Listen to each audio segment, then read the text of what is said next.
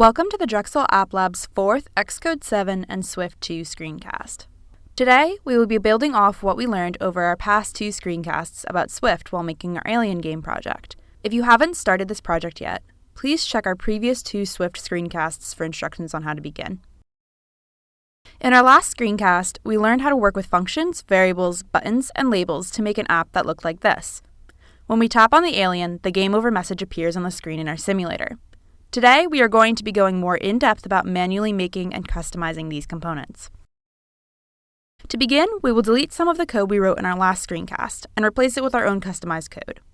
Doing so will give us the opportunity to not just have one alien and spaceship in our view, but to have an increasing number of them with each level in the game, and to make them appear in random positions on the screen so that the game is more challenging. Let's start by closing our utilities panel to make our code easier to focus on. Then, we'll remove the IB action tags from our ship-touched and alien-touched functions. We will also delete our alien button and spaceship from our main view in our storyboard. Next, we will create a custom button in our interface to represent our ship, starting with a makeShip function.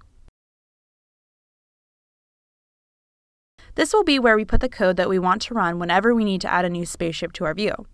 We will define the function using the same syntax we've used previously to define our functions. Before we continue, we must become familiar with 2 keywords in Swift, var and let. Both of these allow us to declare the value of variables in our code. Let is what we use when we know that the value of our variable is not likely to change, whereas var is what we use when our variable's value is likely to change as our code runs. To make debugging easier, we use let whenever possible. Now that we better understand our options for declaring variables, we will define a frame for our ship within our makeShip function. This will provide a container for our ship button so that we can later make many copies of it in random positions in our view. To create our basic frame, we will create a variable called shipFrame by typing let shipFrame equals cgrect, open parenthesis, x:100, y:200, width:50, height:50, and then a close parenthesis. Let's review what each part of this line of code means. Let means that this is a variable, whose value will not change after it is declared here. ShipFrame is the name of our variable, and is used anytime we want to reference this object. Since we want to use this variable to define the size of our ship, we declare it to be of type cgrect, which is a structure that is built into Swift for defining an area of a rectangular shape. The parentheses that come after cgrect allow us to set the x and y coordinates of where our rectangular frame will be located in our view, as well as its width and height. Next, we will make our ship button that we want to be contained within the ship frame. To do this, we will declare our new variable, shipButton, by typing let shipButton equal UIButton, open parenthesis, frame:shipFrame, and then a close parenthesis.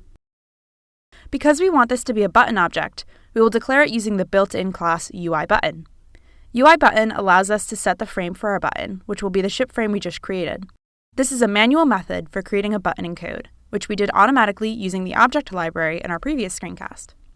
Now we need to tell our shipButton variable to use our spaceship image when it displays in our view. For this, we will create a new variable using the UIImage class by typing let shipImage equal UIImage, open parenthesis, named, and then in quotes, space_ship, and a close parenthesis. UIImage allows us to provide the name of the image file we want it to use, as long as this image is located in the assets folder. Now that we have our button and our image all set up, we will set the background image of our ship button using the setBackgroundImage method that is built into the UIButton class. A method is simply a function that belongs to a class, so it can be called on objects that belong to that class. To use the setBackgroundImage method, we will type shipButton.setBackgroundImage, open parenthesis, shipImage, forState, UIControlState.normal, and then a close parenthesis.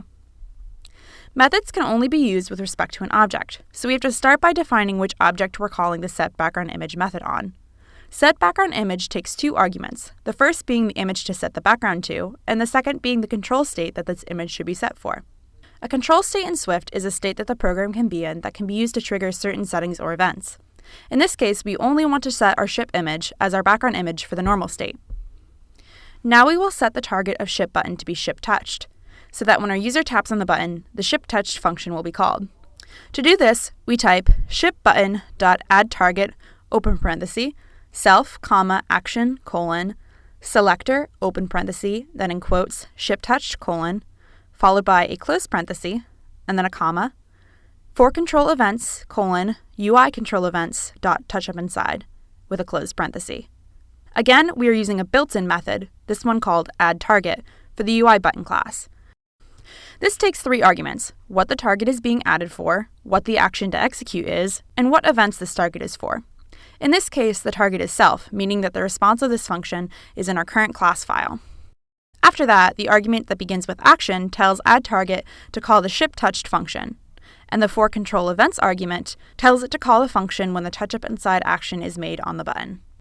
Finally, we can add our button to our view so it's usable while the app is running. To do this, we type view.addSubview, open parenthesis, ship button, and then a closed parenthesis. This adds our button to the view. Then we will call the makeship function we just created inside of viewDidLoad, so that the code runs when the app loads the main view. We will then repeat this process for our alien so that we can later write code to also generate aliens in random positions around our screen. To do this, we will first copy and paste the makeship function we just wrote and change its name to makeAlien. We will go through our entire function and change all references to shipFrame, shipButton, shipImage, and anything else that begins with ship to AlienFrame, AlienButton, AlienImage, etc. We will also change our X and Y positions for our alien frame to be different from the ones set for our ship, so that the aliens and the spaceship don't cover each other when they load in the view. We will also change the image in the alien image object to be green_alien, so that this image from our assets folder loads instead of the spaceship image.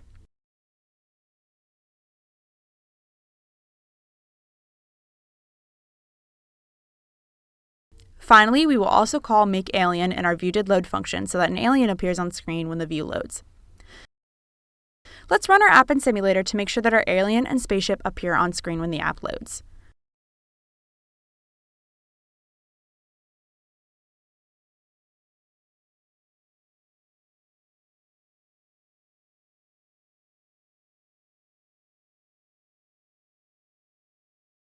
We will click on our ship to make sure that it removes itself from the view, and also on our alien to make sure that the game over message displays properly.